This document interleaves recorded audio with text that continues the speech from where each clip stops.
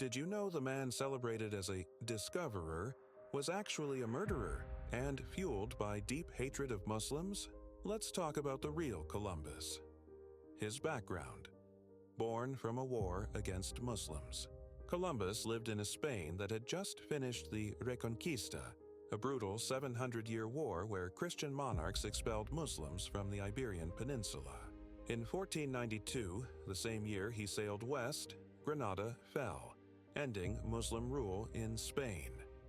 This victory pumped Europe with anti-Muslim sentiment, and Columbus absorbed all of it. Columbus explicitly wanted to hurt Muslims. Columbus wrote in his own journals that one of his goals for exploring was to find enough gold to fund a new crusade against Muslims in Jerusalem. He repeatedly used the language of the Crusades, calling Muslims Saracens, infidels, enemies of Christ.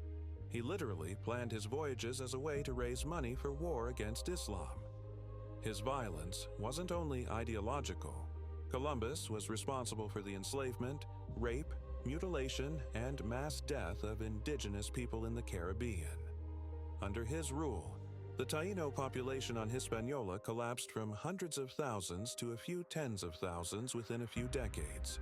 Even Spanish officials at the time described his rule as tyrannical and savage.